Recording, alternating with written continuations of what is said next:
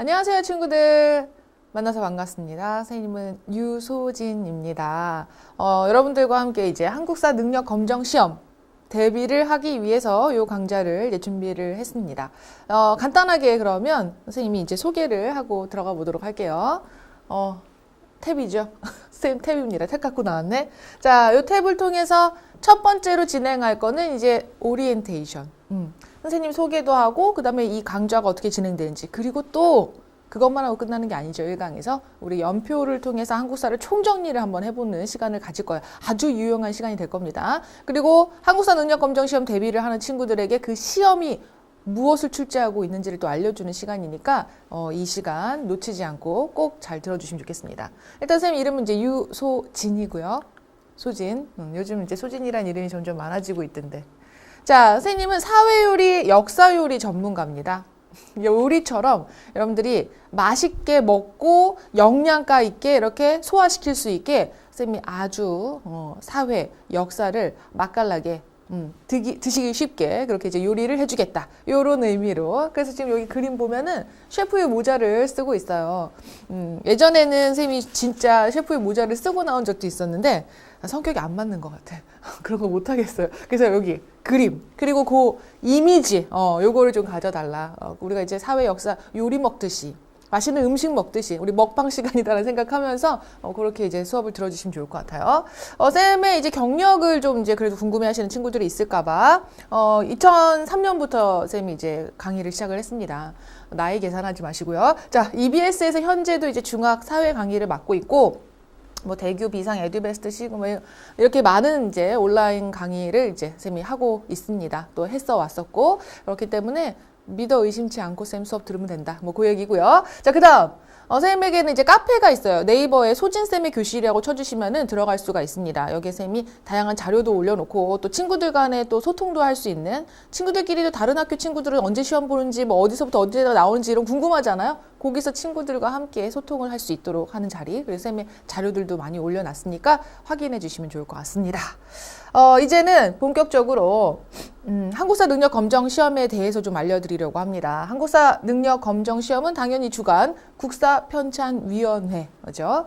그리고 이제 평가 등급은 6개 등급으로 나눠요. 1급부터 이제 6급까지가 있죠. 우리가 이제 준비하려고 하는 것은 바로 이 중급입니다. 1급부터 2급은요, 고급에 해당하는 이제 시험을 치러야 되는데, 고급 시험 같은 경우 이제 50문항이 나오고, 그 중에서 70점 이상을 받으면 1급, 그리고 60에서 69 사이가 나온다면 2급입니다. 뭐 어렵지 않죠. 반땡 조금 넘으면 급 줘요. 자, 그 다음에 이제 중급. 중급 같은 경우는 이제 우리가 보는 시험, 마찬가지로 50개 문항이 나오고, 70점 이상이면 3급이고요. 그 다음에 60에서 69는 4급. 를 맞을 수가 있어요. 그 다음에 이제 초급도 있죠. 근데 초급은 이제 우리 초등학생 때 많이들 이제 치르고, 중학교 들어와서도 이제 중학교 1, 2학년 학생들 중에서도 초급부터 치르는 친구들도 있는데, 요게 이제 한국사 능력 검정 시험이라고 하는 게 돈을 내고 봅니다. 응시료가 있어요. 그래서 우리가 어차피 중급 이상 고급을 이제 바라보고 공부를 하는데 초급부터 또 비용을 지불하고 시험 볼 필요가 있을까? 다 맞을 거잖아요. 어차피 5급, 6급 맞을 텐데. 그거 뻔하거든요. 그래서 3급부터 바로 도전하는 친구들이 중학생에서는 이제 많다. 기억해 주시면서. 자, 그럼 이제 하나씩 또 좀 더 살펴보자면, 이제 100점 만점이니까 60점, 70점 이런 얘기를 하겠죠. 100점 만점인데 문항별로 점수가 틀려요. 그래서 1점부터 3점까지 이제 문항별로 아무래도 난이도가 좀 있으면, 아니면 좀 더 고차원적으로 여러분들이 사고력을 요하는 문제다 이러면 이제 3점, 아니면 이제 1점으로 100점이 다르고요. 80분이 시험 시간입니다. 그래서 50문항을 80분 이내에 이제 시험을 봐야 되는데, 우리가 수학도 아니고 이 정도면 시간 충분하죠. 그죠? 자, 다음. 시험 일정이 이제 매년 4회 이제 치러지고 있어요. 보통 1월, 5월, 8월, 10월에 이제 시험이 치러지는 경우들이 많고, 보통 그 전 한 달 전부터 이 접수를 합니다. 그래서 여러분들이 이제 공부를 하면서 이걸 기간을 좀 이제 생각을 하겠죠. 한국사 능력 검정 시험 선생님과 함께 한 3개월 정도 공부하겠다라고 생각하면은 지금부터 생각해서 어느 정도의 시험을 치를 건지를 한번 파악을 해두시면 좋을 것 같아요. 너무 뒤에 잡아도 까먹잖아요. 솔직히 한국사를 흐름을 딱 이해하고 이제 전반적인 내용이라든지 역사적인 사고력 가지는 거 굉장히 중요한데 암기해야 할 부분들이 많거든요. 그렇기 때문에 적당한 시간을 잡는 게 좋을 것 같아요. 또 너무 촉박하게 잡아버리면 응시료를 날리죠. 그죠? 자, 다음. 3급 이상 그럼 보면 뭐가 좋은데요? 뿌듯하죠. 자랑스럽죠. 자, 그뿐 아니라 교원 임용 시험을 이제 응시하는 자격이 3급 이상이어야 합니다. 그래서 여러분들 지금 따놓으면 나중에 뭐 교사가 되고 싶으신 친구들이 있다면 여기에서 또 활용하시면 되고, 국비 유학생. 국비 유학생, 나라에서 비용을 지원해서 유학을 가는 경우는요, 국사시험을 봐야 되는데, 요것 또한 한국사 능력 검정 시험 3급 이상의 자격이 있다면 그냥 그걸로 대체할 수 있고요. 또 각종 입시 시험이라든지 이런데 이제 뭐 대학교 입시 시험부터 시작해서 각종 학교에 가산점이 또 부여가 되고 있습니다. 그래서 그런 부분들을 참고하신다면 지금부터 열심히 해야겠다는 생각이 좀 더 드실 것 같고요. 자, 이제는 전반적으로 한국사 능력 검정 시험을 소개를 했다면 어떻게 나오는지 알아야죠. 출제 유형 살펴보도록 하겠습니다. 요거 한국사 능력 검정 시험을 주관하는 사이트 홈페이지 가보면은 요런 내용들을 이제 살펴볼 수가 있어요. 일단은 6가지 유형으로 출제가 되는데, 역사 지식의 이해, 기본이죠. 그냥 역사적인 이런 이제 지식들, 사건이 어떤 사건인지 뭐 이런 것들을 이제 이해하고 있느냐, 이 인물이 어떤 업적을 남겼는지, 그죠? 이 문화재가 어떤 문화재인지 이런 지식 물어보는 유형 많이 나오고요. 연대기파, 흐름이죠. 흐름이 중요한 역사적 사건들이 상당히 많아요. 그래서 시대적 흐름을 쭉 이제 알아보는, 이를테면 이런 거죠. 우리나라에서 근대화가 이루어지면서 개항이 이루어지는 그 과정, 이런 거를 일목요연하게 한번 이제 쭉 살펴본다든지, 아니면 이제 붕당 정치의 전개 과정에서의 그런 흐름, 이런 것들. 자, 그 다음에 역사 상황 및 쟁점을 인식을 해야 합니다. 역사적 상황. 어떤 사건을 제시했을 때 여기서 굉장히 중요했던 2가지가 무엇이냐. 예를 들면은 또 이런 거죠. 만약에 호란이 일어났어요. 병자 호란이 일어나기 직전의 상황입니다. 우리나라 조선 안에서 우리나라의 신하들이 의견이 둘로 나뉘어요. 한쪽은 싸우자, 한쪽은 화친하자. 자, 그런 쟁점들을 파악하고 누가 어떤 주장을 했는지를 확인해 볼 수 있는 그런 또 유형. 자, 그리고는 이제 역사적 자료의 분석 및 해석. 여러분들이 이제 한국사 능력 검정 시험 시험 유형지들을 보면요, 그동안 나왔던 기출 이제 문제들을 보면은 전부 다 자료가 들어가 있어요. 거의 대부분의 문항이. 글자로 되어 있는, 그렇죠. 뭐 그런 이제 사료가 들어갈 수도 있겠고, 또는 사진이 들어갈 수도 있겠고요. 유물과 유적에. 아니면 그림이 들어갈 수도 있어요. 대화 형식으로. 이런 식으로 자료를 두고서 여러분들이 해석을 하는 문제로 대부분의 유형이 출제가 되고 있다. 그 다음 역사 탐구의 설계 및 수행. 자, 역사적 그런 사고력을 물어보는 문제죠. 그죠? 앞으로 이 역사적인 이런 사건을 계기로 해서 우리가 어떤 흐름으로 갈 수 있는지, 그런 것들을 이해할 수 있는지를 확인해보고, 결론의 도출 및 평가. 그래서 이런 사건이 일어났을 때 결과적으로 백성들에게 끼친 영향은, 아니면 나라 안에 끼친 영향은, 이런 것들. 자, 이런 이제 유형들로 문제가 나오고 있습니다. 굳이 중요하진 않고 그냥 한번 파악해 보는 거예요. 아주 이거 유형별로 나눠서 공부하고 그럴 필요는 없습니다. 어차피 복합적으로 나오고 있기 때문에. 자, 이제는요, 우리는 어떻게 공부할 거냐? 중요하잖아요. 그죠? 우리는 어떻게 공부할 거냐? 우리 한국사 능력 검정 시험을 대비하는데 굉장히 좋은 교재입니다. 아이고, 벌써 찢었어, 쌤이. 자, 요 교재. 자이스토리에서 나온 교재고, 한국사 심플 마스터라고 하는 요 교재를 이용해서 중급 사셔야 됩니다. 초급, 고급 말고요. 중급. 요걸 이용해서 공부를 할 거예요. 자, 교재를 먼저 준비를 하셔야 되겠고요. 교재 내에서는 여러분들 그냥 막 문제만 풀어서 대비를 하는 게 아니라 개념 정리를 할 거예요. 그동안 나왔던 기출 문제들을 바탕으로 자주 나온 주제들을 좀 더 많이 다룹니다. 그래서 우리가 교과서에서나 아니면 선생님과 함께 이 내신 대비를 할 때 봤던 역사책과는 조금 다를 수 있어요. 왜냐하면 이 주제별로 좀 더 중요한 것들을 위주로 다루다 보니까. 그래서 69개의 주제별 학습을 지금부터 시작을 할 거고요. 자, 그 다음 기본 개념, 기출 문제를 확인할 겁니다. 그 주제에 맞는 문제들이 그동안 출제가 되어 왔겠죠. 그 출제된 문제를 그대로 확인해 볼 거예요. 그래서 그 문제 위에는 보면 언제, 몇 년도에 몇 회 정도 출제가 됐는지 그런 것들도 확인해 볼 수 있고요. 자, 기출문제 베스트 3를 이제 또 확인해서 풀어볼 겁니다. 자, 다음으로는 이제 절대 개념 키워드를 정리를 해서 그 주제에서 여러분들이 꼭 잊지 말아야 할 키워드들이 있거든요. 그걸 개념을 정리를 해보고 마지막으로 최강 적중 모의고사를 2회에 걸쳐서 풀어보도록 할 겁니다. 요걸 마무리해 보시면서 부족한 주제가 어떤 부분인지를 찾아내서 다시 한번 확인하시고 시험을 치르신다면 70점 이상 어렵지 않아요. 자, 이렇게 해서 심플 마스터 내용까지 한번 어떻게 공부할 것까지 확인을 해봤고, 지금부터는 이제 선생님과 함께 쭉 한국사 연대를 한번 정리를 해보는 시간을 가져보도록 할 거예요. 우리 교재에도 있습니다. 그래서 교재 앞부분에 시작 전에, 목차 전에 보면 확인해 볼 수 있으니까 그걸로 한번 공부를 해보시면 좋겠고요. 쭉 흐름을 보시면 이렇게 시대 구분을 해놨어요. 선사시대. 이제 선사라고 하는 건 뭐냐면 기록이 있기 이전의 시대를 얘기합니다. 역사가 있기 이전이다. 이런 뜻을 가지고 있고요. 그 다음 이제 삼국시대, 고구려 백제 신라. 그리고 나서 이제 남북국 시대. 이제는 통일 신라와 발해를 함께 묶어서 남북국 시대라는 용어를 주로 사용하고 있어요. 이번에 이제 교과서가 개정이 되면서 아마 남북국 시대라는 용어가 정립이 될 것 같습니다. 자, 그럼 이제 고려 시대, 조선 시대.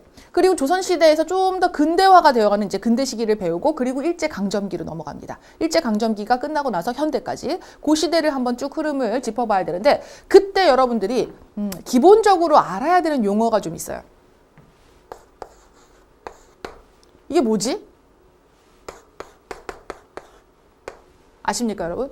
우리가 이제 역사 배우면 항상 이거 BC, AD 이런 표현을 많이 써요. AD는 생략되는 경우가 많고요. BC를 제일 많이 사용을 해요. 이게 뭐냐면 Before Christ 해가지고 예수님이 태어나기 이전 시대를 얘기합니다. 이 연대 구분이나 이런 이제 역사적인 이제 부분에서 유럽인들이라든지 그 영어권에 해당하는 이제 그 크리스찬들이 많이 살고 있는 그쪽 나라에서부터 이 연대를 정리를 하고려 그 연도를 쓰고 있잖아요, 지금도. 그래서 요 개념을 중심으로 해서 우리가 연도를 구분을 하고요. 그래서 예수님이 태어나시기 이전 시대.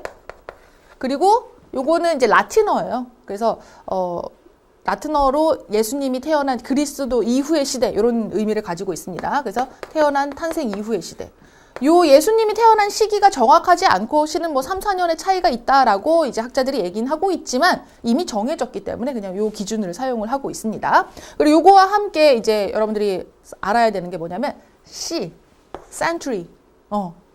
지금 보면 쌤 여기 1시, 7시, 뭐 7시, 10시 다 써놨잖아요. 원래 이렇게 C라고 읽는 게 아니라 세기잖아요. 그래서 1세기, 7세기 이렇게 읽으면 되는데 이게 원래 century. 영어로는 century에서 나온 겁니다. 그래서 세기를 얘기를 하는 건데 세기는 100년 단위로 연도를 센 거예요. 그래서 1년부터 100년까지가 1세기. 뭐 그 다음에 101년부터 200년까지가 2세기. 이런 식으로. 아시겠죠? 그래서 이렇게 세기 단위로 얘기를 합니다. 이게 묶여질 수가 있죠. BC 뭐 3세기. 그러면 예수님이 태어나기 이전에 300년 전, 뭐 요 시대를 얘기를 하는 거죠. 자, 이렇게 해서 연도를 읽는 방법을 좀 살펴봤고요. 지금부터 들어가 보도록 하겠습니다. 선사시대, 이제 우리나라 한국사이기 때문에 한국사를 기준으로 하는 역사 구분이 시작이 되어야 합니다. 그래서 구석기, 신석기, 청동기,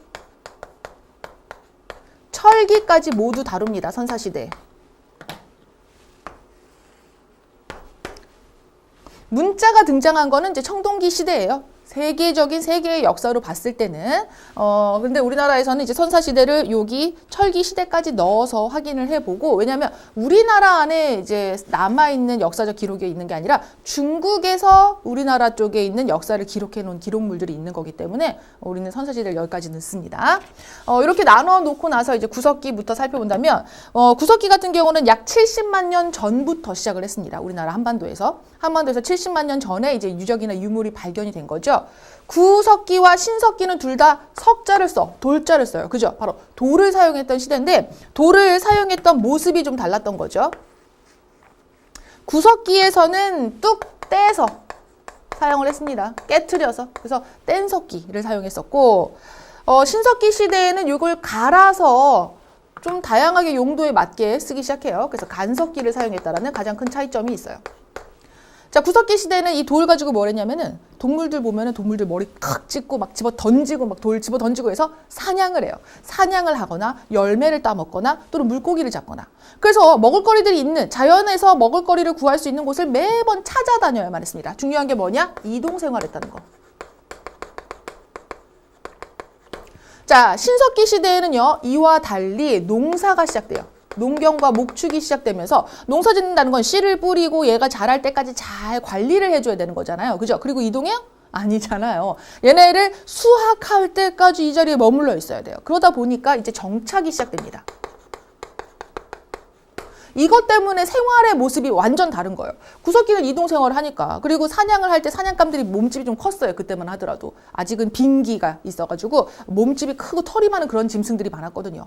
걔네들을 잡으러 다니려면 여럿이 무리 지어서 잡아야 됩니다. 그래서 많은 사람들이 무리를 지어서 이동하는 생활을 했고, 이동을 하니까 집이 필요해요? 필요 없어요. 그냥 동굴 같은 데 슬쩍 들어가서 자면 되고, 아니면 뭐 그냥 대충 가죽 같은 거 치고 자면 되거든요. 그래서 이런 데 이제 동굴 같은 데 또는 막집 같은, 막 지은 집이라고 생각하시면 돼요. 천막집인데. 자, 아무튼 그런 집을 짓고 들어가 살았습니다. 자, 신석기 때는요, 농사를 지었고 정착을 했기 때문에 이제 집이 필요해요. 맨날 동굴에 있을 수는 없잖아. 왜? 겨울 되면 곰도 들어올 텐데 겨울잠 잔다고. 그죠? 그래서 나도 집이 좀 필요할 것 같다. 그래서 이제 집을 짓기 시작해서 움집이라고 하는 이제 집이 나타나게 되고, 이제 머물러서 살기 때문에 좀 마음 맞는 사람들끼리 살아야 되잖아요. 그죠? 그래서 약간은 씨족, 같은 핏줄로 이어져 있는 그런 씨족 단위로 사람들이 부족을 이루고 살아가는 걸 볼 수가 있습니다. 또 농사를 짓다 보면요, 농사가 잘 되기를 바라는 마음이 생겨요, 이제. 그죠? 농사가 잘 되기를 바라다 보니까 해가 좀 많이 비춰줬으면 좋겠고, 비가 적당히 와줬으면 좋겠고, 자, 그러다 보니까 신앙이 생깁니다. 자연물에 대한 신앙도 생기고, 또는 이제 가축을 기르는 사람들은 또 이제 가축에 대한 그런 이제 이 동물에 대한 신앙도 생기고요. 주술사도 등장을 하는 그런 시기입니다. 자, 그 다음 청동기로 가볼까요? 자, 청동기 같은 경우는 딱 봐도 청동이라고 하는 금속 도구가 등장을 하네요. 돌도구인 이제 간석기를 여전히 사용합니다. 간석기는 여전히 사용하면서 청동기 같은 경우는 언제 쓰냐면 제사 지낼 때, 또는 날카롭게 뾰족하게 갈아서 무기로 사용할 때, 요럴 때 사용을 하고 장신구용으로 사용을 하다 보니까 이걸 갖고 있는 애들은 좀 잘 사는 애들이야. 왜냐면 청동 자체가 구하기도 어렵고 만들기도 어려워요. 그런데 또 또 깨지기도 하고 굉장히 귀한 금속인 거죠. 자, 그래서 이걸 사용하는 사람들, 바로 계급이 발생했다. 자, 계급을 발생한 것을 보여주는 그 증거 자료가 있는데, 바로 고인돌과 같은 엄청난 거석 문화라고 하죠. 큰 돌 문화. 누군가가 죽었어요. 죽었는데 그냥 땅에 묻는 게 아니라 이 사람만큼은 막 동네 사람들 다 모여가지고 막 100명, 200명, 막 500명 이렇게 모여가지고 정말 엄청난 크기의 돌을 딴 데서 옮겨와서 무덤을 만들어줍니다. 모든 이 부족 사람들이 죽었을 때마다 그런 일을 하진 않겠죠. 그죠? 그런 무덤은 바로 제한되어 있는 몇몇 사람들. 굉장히 계급이 높고 지배자의 그런 이제 계층을 갖고 있었던 사람들의 무덤이었다는 거죠. 그래서 그런 사람들의 이제 무덤인 고인돌과 같은 것도 등장을 합니다. 청동기 같은 경우는 이제 제사나 무기용으로 사용을 했다면, 철기는 좀 달라요. 철기는요, 만들기도 청동기보다 쉬워요. 대신에 뭔 차이가 있었냐면 굉장히 높은 온도로만 열을 끌어올리면 되는 거였죠. 청동과 여러 개의 그 금속을 합금을 해서 만들어야 된다면, 철은 그냥 돌을 녹여서 철 광석을 녹여가지고 철만 이제 빼내면 되는 거기 때문에 아주 높은 열을 만들 수 있기 시작하면서부터 철기를 사용합니다. 철은 청동보다 또 단단해요. 그래서 뾰족하게 갈아서 무기, 그 총만 만들었던 청동과 달리 얘는 뭐 무기도 만들고 거기다가 농사용 도구라든지 생활 도구도 만들 수 있었어요. 땅 맨날 찍어야 되는데 얼마나 튼튼해야겠어요. 근데 철이 튼튼하다는 얘기죠. 그래서 철기를 사용하면서부터 달라진 점이 뭐냐면 무기도 훨씬 더 튼튼해지고요. 그 다음에 농기구와 같은 생활 도구도 등장을 합니다. 이 얘기는 뭐냐? 전쟁이 활발해졌고 전쟁에서 철 가진 애들이 맨날 이긴다는 거고, 그러면 걔네들이 땅이 넓어지고 지배 이제 할 수 있는 지배력이 더 커지고 밑에 들어오는 노비들이 많아지는 거죠. 그죠? 걔네들을 이용해서 농기구를 또 철로 만들어서 농사를 시켜. 아주 또 부자가 되는 거죠. 그죠? 그래서 이 농기구가 또 철로 만들어지면서 빈익빈 부익부와 같은 그런 빈부격차도 생겨나기 시작합니다. 자, 요런 차이를 좀 기억하시면서, 또 우리나라 역사이기 때문에 청동기하고 철기에서 빠지지 말아야 될 게 뭐냐면, 청동기 시대쯤 해서 우리나라에서는 고조선이 등장을 했죠. 기원전 2333년. 그죠? 그래서 기원전 우리 배웠죠. BC 쓰고 2333년 고조선이 한반도에 등장을 했습니다. 그래서 한민족의 뿌리 고조선에 대해서 좀 기억을 해두시고, 그 다음에 철기 시대에는 아까도 얘기했지만 전쟁이 활발해지면서 여러 부족을 통합하며 나라가 훨씬 더 많이 만들어지는 시기예요. 그래서 부여, 고구려, 옥저, 동해, 마한, 진안, 변환이라고 하는 4만까지 요런 나라들이 우리 한반도에 많이 만들어지게 됩니다. 그래서 우리는 요 나라들의 이 풍속이라든지 또는 뭐 제천 행사라든지 그 이제 여러 가지 모습들을 이제 배워보도록 할 거예요. 자, 그거는 이제 자세하게 들어갈 때 볼 거고 또 옆으로 가셔서 이제 삼국시대로 가봅시다. 삼국시대는 이제 고구려, 백제, 신라를 얘기하죠. 고구려는 여기 있었던, 그죠? 고구려. 철기시대의 고구려가 쭉 이어져 오는 것이고, 백제하고 신라 같은 경우는 이제 사만 쪽에서 시작을 하게 됩니다. 자, 이 세 지역들은요, 앞에 있었던 철기시대 국가와는 다른 점이 있었으니 바로 중앙집권. 왕권이 굉장히 강해지는 중앙집권 국가의 체제를 갖추게 됩니다. 이때만 하더라도요, 왕이 없는 나라도 있었고, 왕이 있어도 부여 같은 나라는 어떤 정도였냐면, 야, 비가 안 오잖아. 가뭄 들었잖아. 너 때문이잖아. 그러면서 불에 태워 죽이거나 왕을 이제 몰아내기도 했었어요. 그 정도로 왕권이 미약했다면 이제는 그럴 일이 좀 없어진 거죠. 왕권이 굉장히 강해진 거예요. 자, 왕권이 강해지는 계기가 되려면 이제 여러 가지가 있는데 일단은 왕이 좀 힘이 세져서 영토 확장을 해야 돼요.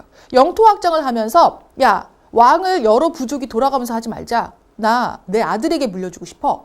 왕위의 부자 상속을 하기 시작합니다. 그러면 그 집안이 엄청 핏줄이 강한 핏줄이 되는 거죠. 자, 그렇게 해서 부자 상속을 이뤄낸 다음에 어떻게 하면은 막 그 귀족들이 막 반발이 있을 수 있잖아요. 그죠? 여러 부족들이 좀 귀한 부족들이 뭐 나도 옛날에 왕 배출하던 집안인데 왜 쟤만 독차지하지? 자, 그런 거를 무마시키기 위해서 어떻게 하냐면 신하의 이거 관리들의 등급을 나누기 시작합니다. 자, 그런 대표적인 게 이제 신라의 골품제 같은 게 있죠. 그리고 나서 또 백성의 마음을 하나로 잡아야 돼요. 왜? 백성들이 또 마찬가지로 여러 부족들이 연합을 해서 보통 나라를 만들다 보니까 나 저기 왕하고 나랑 좀 안 맞는 것 같아. 우리 부족이 믿고 있는 신앙은 이런데 쟤는 또 딴 걸 믿네. 자, 이런 믿음이 또 다를 수가 있거든요. 그럴 때 받아들이는 게 불교예요. 불교를 받아들이면서 어떤 사상을 내세우냐면 왕즉불, 왕이 곧 부처다. 그럼 불교를 믿는 모든 백성들은 왕을 믿고 따르게 되죠.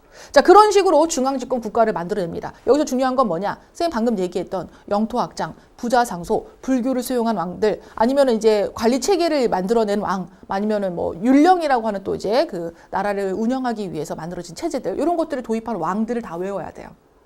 그게 시험 문제로 많이 나옵니다. 자, 그리고 기본적으로 이 고구려 백제 신라는요, 한강을 두고 치열하게 다투죠. 한강을 차지한 국가가 곧 그 시기에 전성기를 맞이하는 국가가 됩니다. 그래서 그 전성기를 맞이한 국가가 누군지, 그 시기 왕은 또 누군지 이걸 또 기억을 해주셔야 돼요.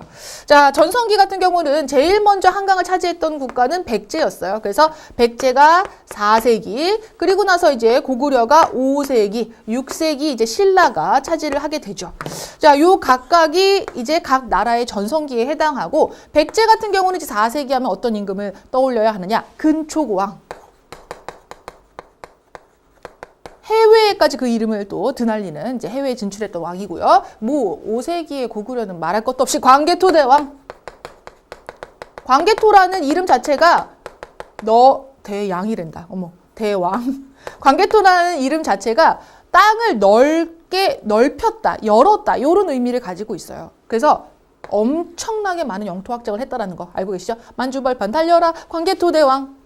뭐 부른지 알죠? 그죠? 자, 그 다음 오래 사셔서 장수왕. 진짜로 오래 사셔서 장수왕입니다. 자, 아무튼 간에 요렇게 해서 왕들 좀 기억하시고, 신라는 누구죠? 진흥왕.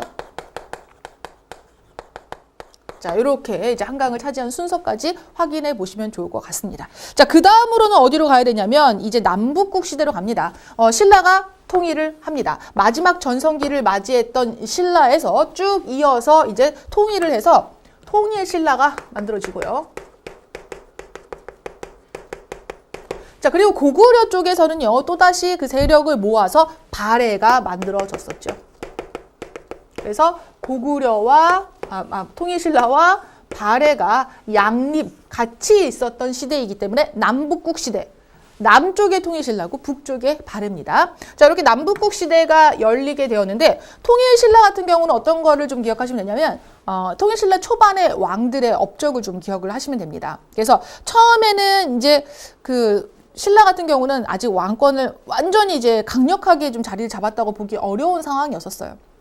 왜냐하면 골품제에서 원래 항상 성골 쪽에서만 왕이 나와야 하는데 진골 출신의 왕이 이제 나타났거든요. 그래서 그 진골 귀족들이 왜 너만 왕하냐? 나도 같은 진골인데 이런 식으로 이제 좀 반란을 많이 일으켰었던 시기예요. 그래서 그걸 자리 잡아가는 과정, 그 과정을 좀 기억을 하시면 좋을 것 같고 그런 왕들이 이제 뭐 문무왕이라든지 문무왕 하면 우리 대왕암으로 유명하죠. 신문왕 이런 왕들. 기억을 하시면 좋겠습니다. 뭐 신문왕 때는 이제 훨씬 더 예전보다 강력한 왕권을 자랑할 수 있는 시대가 되는 거죠. 그런데 요 왕권을 이제 강화시켰던 왕들 이후로 이제 해공왕이 등장을 하는데 해공왕이 굉장히 어린 나이에 왕위에 오르기 시작하면서 왕권 다툼, 혼란한 시기가 이어지게 돼요. 통일신라 같은 경우는 이런 이제 정치적인 부분이나 이런 것들은 이제 통일을 한 이후에 그런 제도가 바뀐 것들을 좀 기억하면 되고 제일 중요한 건 이제 불교 문화. 그래서 사진 자료가 상당히 많이 나오는 또 그런 이제 시기에 해당합니다. 자, 발해 한번 가볼까요? 발해에서 중요한 거는 이제 당나라와의 관계를 처음에 많이 물어봐요. 무왕, 문왕, 선왕이라고 하는 왕들을 잘 기억하시면 되는데 앞에 있었던 이제 삼국시대에서 신라가 통일을 하는 이제 굉장히 큰 그 힘을 준 것이 바로 당나라였어요. 당나라의 도움을 얻어서 고구려를 치고 그죠? 그리고 백제를 치고 그 다음에 이 통일을 할 수가 있었잖아요. 그래서 이 당나라와의 관계가 초기에 굉장히 적대적이에요. 당은 적이야. 자, 그러다가 이제 문왕 때부터는 당과 친선 관계를 맺기 시작합니다. 그러면서 당에 굉장히 발전된 문물을 막 수용하기 시작하더니 선왕 때 되면은 바로 해동성국이라는 칭호를 얻게 되죠. 바다 동쪽의 융성한 국가. 자, 그럴 정도로 굉장히 이제 발전한다. 이 정도 기억하시면 되겠고. 그리고 발해에서 중요한 거는 고구려 계승. 자, 고구려를 계승했다라는 의식을 보여주는 여러 사례들을 물어봐요. 먼저 이제 발해를 세웠던 대조영이 고구려 출신의 이제 그런 이제 세력이었고, 그 다음에 지배층도 고씨가 많았다고 합니다. 고구려의 지배계층에 해당하는 왕족에 해당하는 고씨들. 그뿐 아니라 일본에다가 발해를 세우고 나서 국서를 하나 보내요. 자, 일본에 보내 이제 외교 문서인 국서에다가 스스로가 고구려다라고 칭하고 있다는 점. 그리고 이제 다양한 유물에서 뭐 정혜공주 이제 무덤이라든지 아니면 이제 기와의 마지막 그 막세 문양이라든지 이런 부분에서 고구려 계승을 볼 수 있습니다. 온도를 또 사용했다는 것도 그렇고 이런 것들을 좀 기억을 해주시면 좋을 것 같고 자, 그리고 고려입니다. 자, 통일신라가 혼란을 겪다가 마지막에 통일신라는 후삼국으로 분열이 됩니다. 자, 후삼국 하면은 우리 견원, 궁예, 그리고 왕건을 떠올리시면 되죠. 자, 신라가 있었고, 신라는 망해가는 상황이었고요. 그 다음에 견원에 의해서 후 백제가, 자, 그 다음에 궁예에 의해서 후 고구려가 세워졌는데, 나중에 이제 궁예가 약간 살짝 좀 정신을 놓죠. 정신줄을 놓게 되고, 뭐, 신하들도 이제 많은 반발을 사게 되면서, 왕건이 원래 궁예의 부하였다가 추대가 되어서 고려라고 나라 이름을 바꾸고 나라를 세우게 됩니다. 자, 그리고 고려 시대가 되는 거죠. 후백제하고 후 고구려를 갖다가 이제 통합을 해서 다시 한번 통일을 이루는 거죠. 제대로 된 통일. 그래서 앞에 있었던 통일신라와 이 고려시대의 통일을 비교하는 문제들이 많이 나오는데 통일신라 같은 경우는 안타깝게도 이제 발해 쪽에 해당하는 이 고구려 사람들을 이제 놓쳤잖아요. 자, 그렇다면 이제 고려시대가 어때요? 전부 다 우리 민족을 모두 다 합해서 통합을 한 이제 제대로 된 이제 통일이다라는 얘기를 하고 있어요. 그리고 이제 외세의 힘을 빌렸다면 그게 아니라 스스로의 힘으로 통일을 이뤘다라는. 그렇지만 그렇죠. 뭐 하여튼 그런 부분에 좀 차이가 있습니다. 자, 재통일이라고 하는 거 좀 기억해 두시고 재통일을 한 이후에 이제 고려의 상황 한번 가볼까요? 고려 같은 경우도 이제 왕들의 업적을 중심으로 좀 많이 나오고 있습니다. 왕건, 고려를 세웠던 왕건 같은 경우는 지금 후삼국 시대에 막 여러 지방 세력들이 많이 성장해 있는 상태였는데 그런 지방 세력들 호족을 통합하는 그런 정책을 많이 펼쳤죠. 그래서 호족 집안의 딸들하고 많이 결혼을 하죠. 그래서 부인이 거의 29명? 이 정도 될 거예요. 자, 왕건은 이제 호족을 통합하는 정책과 함께 이제 불교를 좀 많이 숭상하는 정책을 보여주기도 합니다. 자, 그리고 나서는 이제 성종이 등장을 하는데요. 성종 같은 경우는 불교가 아니라 유교 이념을 받아들인 통치를 하기 시작해요. 최승로의 건의를 받아들여가지고 과거 시험도 치르고 이제 뭐 지방에다가 관리를 파견하기도 하고 보다 더 좀 더 발전된 국가의 형태를 갖추기 시작합니다. 자, 이런 거 좀 기억하시면 되겠고요. 그 다음으로 이제 고려는 그 세기별로 좀 많이 힘든 시기를 겪어요. 10세기 초에 이제 고려가 만들어지고 이제 11세기부터 많이 좀 흔들립니다. 11세기에 문벌 귀족 세력들이 등장합니다. 집안일, 자신의 집안을 훨씬 더 높은 집안으로 만들기 위해서 어떤 식으로 하냐면 좋은 집안들끼리만 결혼을 하는 거예요. 그래서 완전 가문이 어마어마한 집안들이 생겨나고 그것도 이제 왕한테 계속 자신 집안의 딸들을 씹어 보냅니다. 자, 그러면서 몇몇 가문들이 어마어마하게 잘 나가는 혼자 뭐 나라를 뭐 쥐고 뭐 쥐락펴락하는 뭐 이자겸과 같은 뭐 대표적인 그런 인물들이 등장을 했던 시기죠. 자, 그다음에 12세기는요. 이런 문벌 귀족의 꼬라지가 보기 싫었던 무신들이 반란을 일으켰습니다. 그래서 무신 집권기라고 하는데 실은 고려 같은 경우는 초기에 문신들을 굉장히 우대하고 무신들을 많이 하대했어요.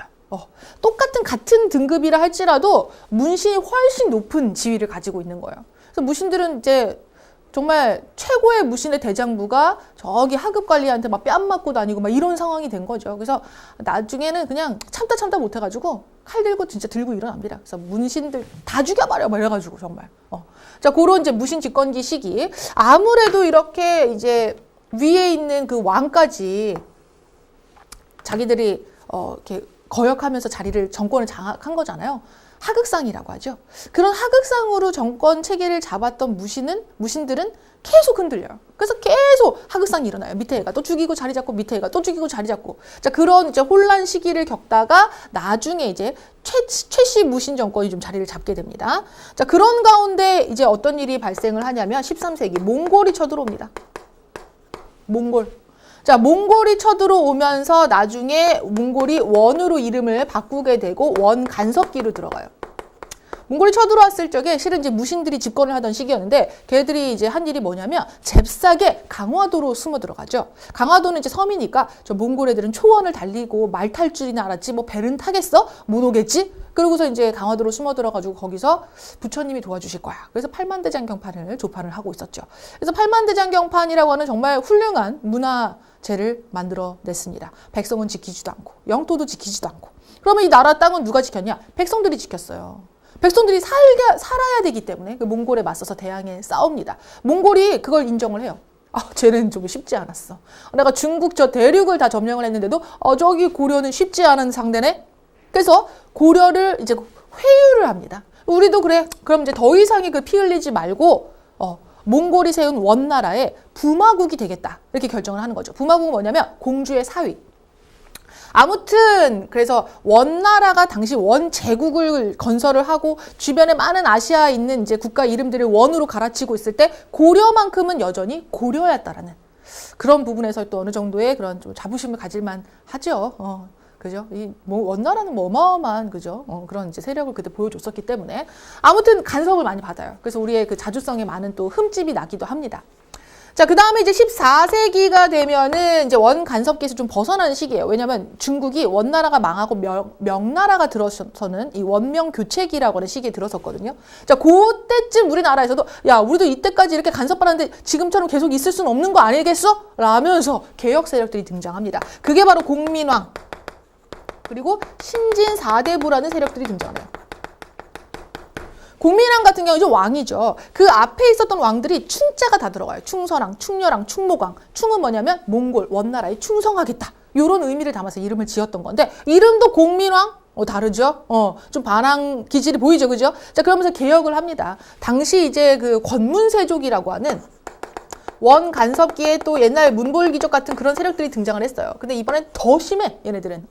원나라를 등에 업고 막 힘을 얻은 이제 뭐 군인이라든지 환관이라든지 뭐 역관 출신들. 역관은 통역관, 환관은 그저 왕을 옆에서 보필하는 이제 그런 분들이죠. 그죠? 아무튼 그런 권문세족들이 권력을 장악하고 막 쥐락펴락하고 막 왕도 막 무시하고 그래서 왕은 이 세력을 좀 약화시키기 위해 많은 노력을 합니다만 마지막에 이제 실패하고 말죠.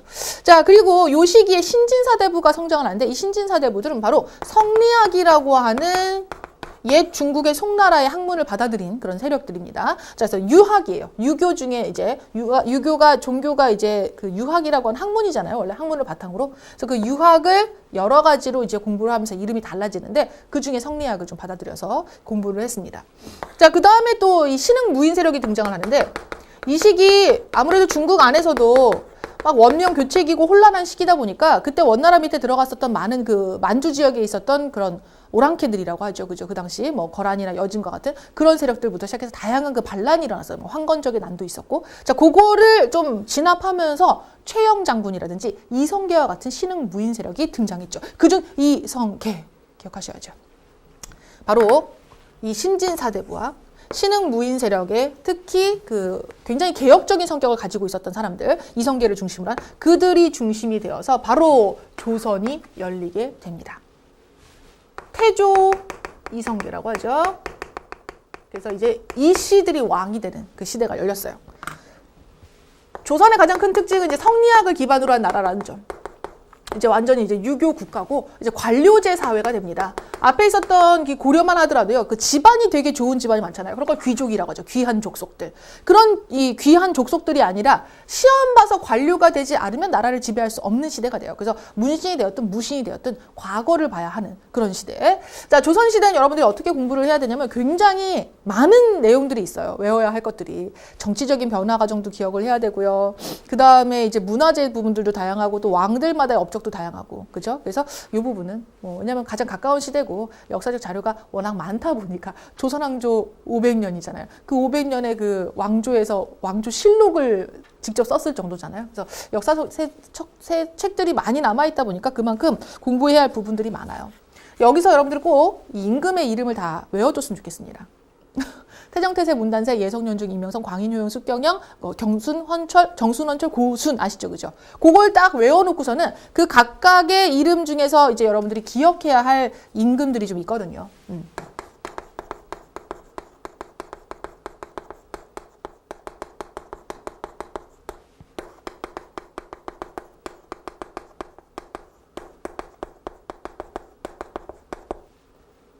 예성연중, 임명선,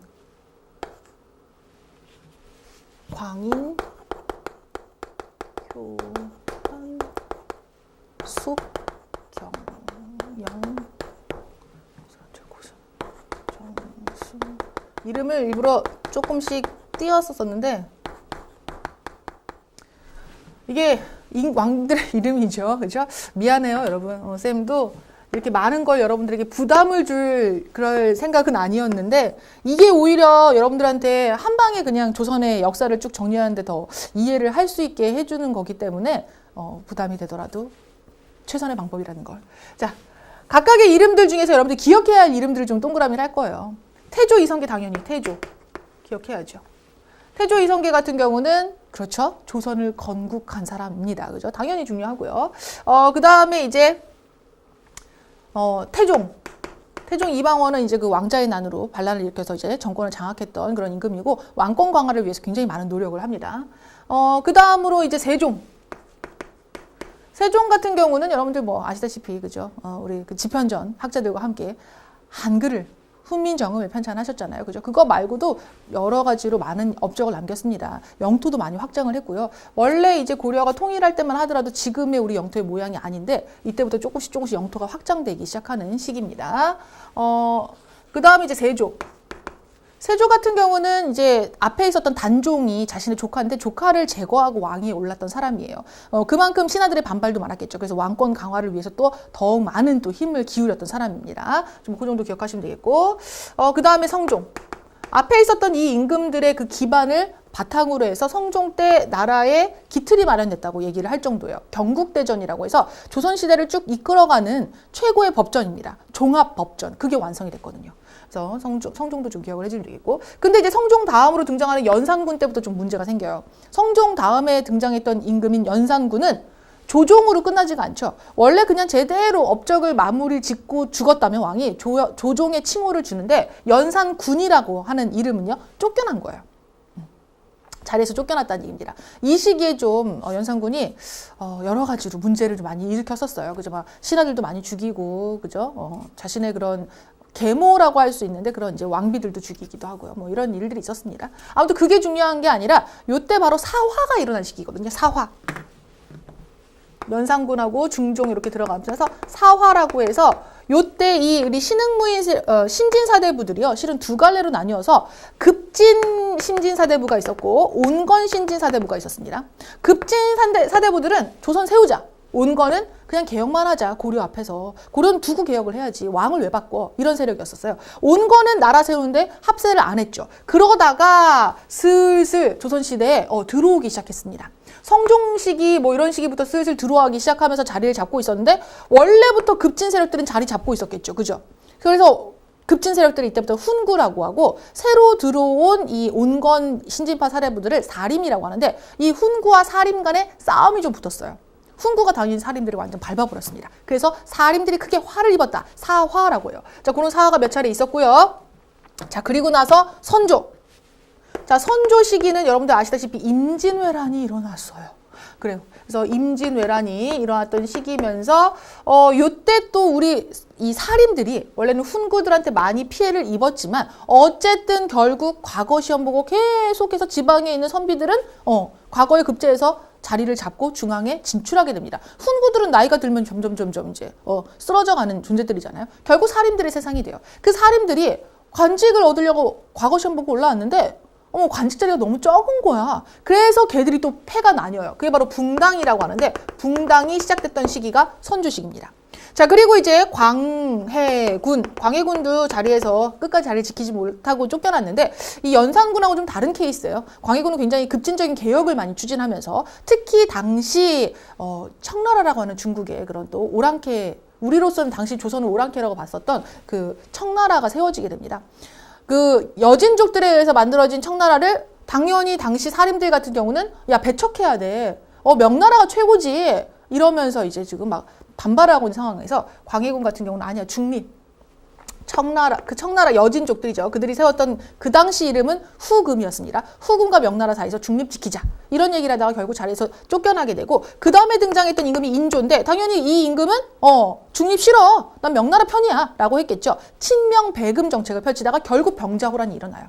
정묘호란, 병자호란. 바로 그 금나라가 쳐들어오고 금나라가 이름을 청으로 바꿔서 청으로 또 쳐들어옵니다.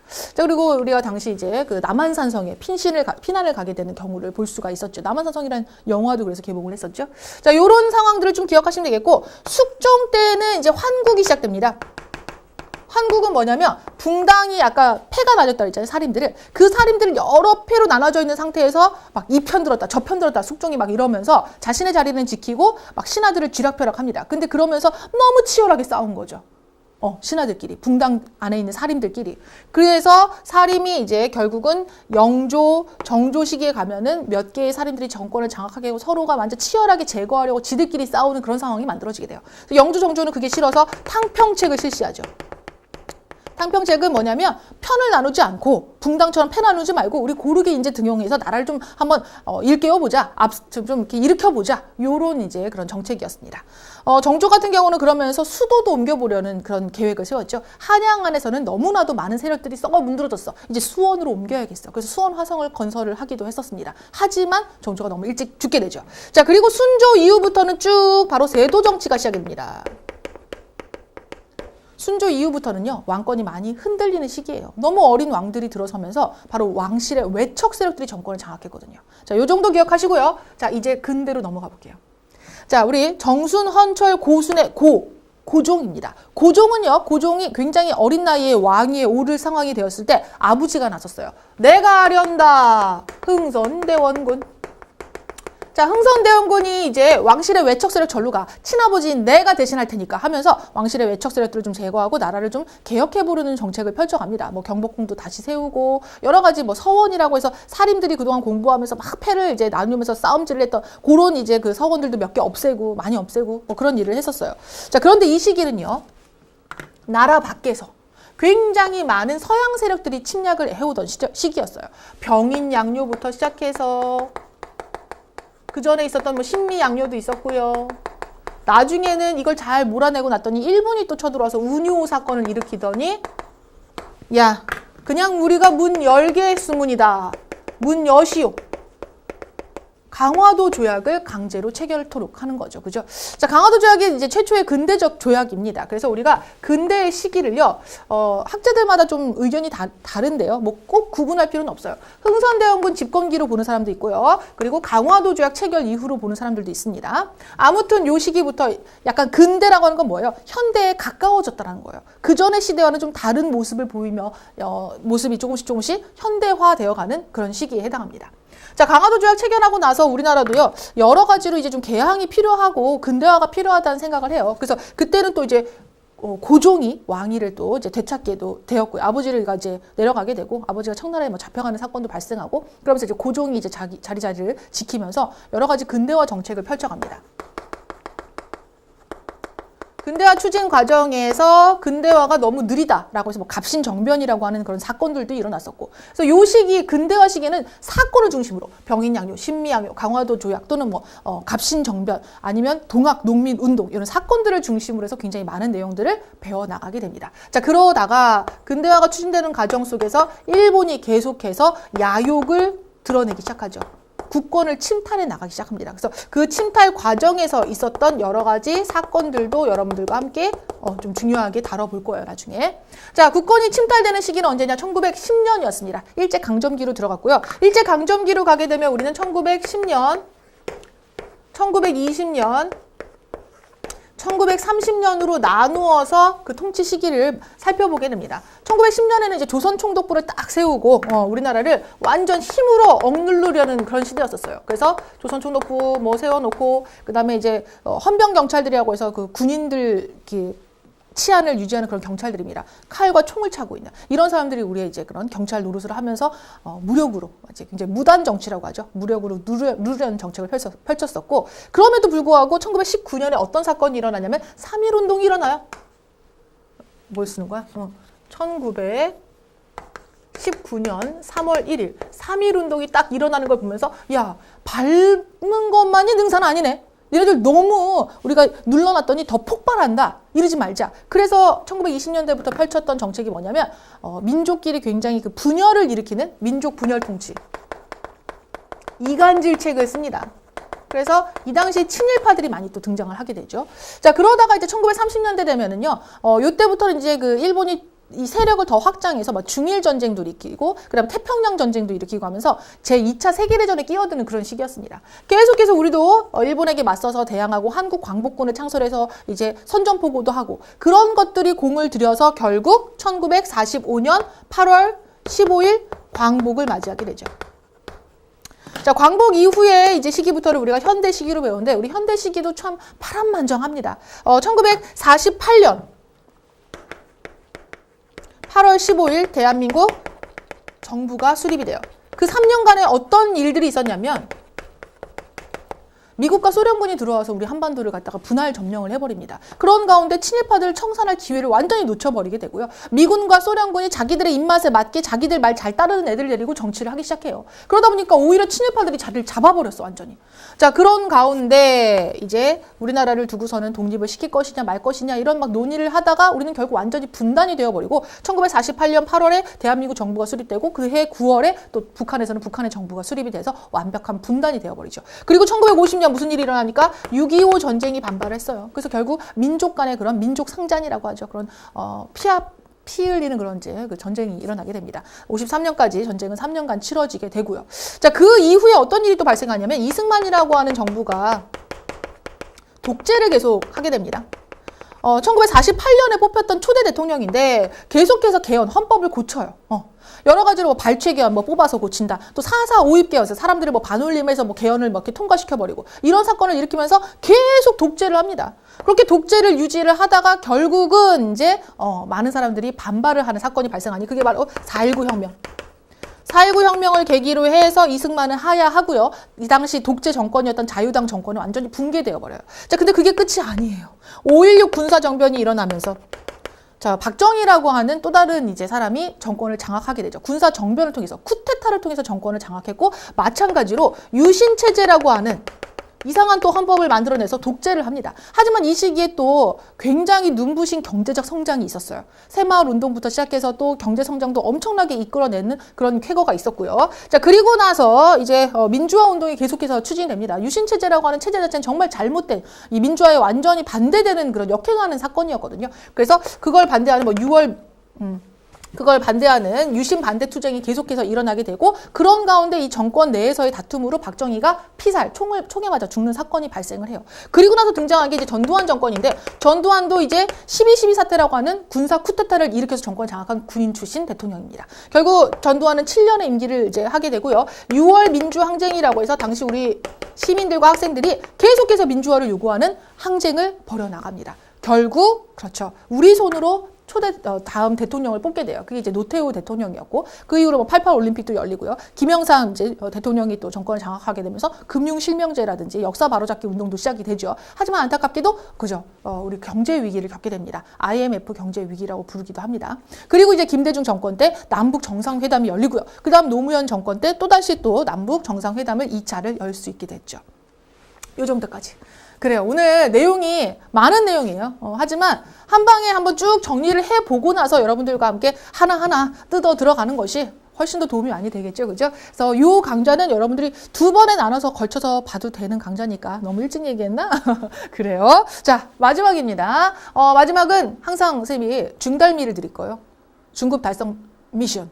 중달미. 자, 선사시대, 삼국시대, 남북국시대, 그리고 무슨 시대? 조선시대죠. 요 물음표에 들어갈 시대를 맞춰주시면 되겠습니다. 중달미는요, 여러분들 수강 후기 게시판에, 질문 게시판에 그거 올리시면 안 됩니다. 수강 후기 게시판에 올려두시고, 중달미 달성을 매회 열심히 해주신 친구한테는요, 쌤이 직접 쓴 책이 있습니다. 사회 이제 그런, 개념, 이제 재미난 책, 쌤이 그림도 그리고 막 이러거든요.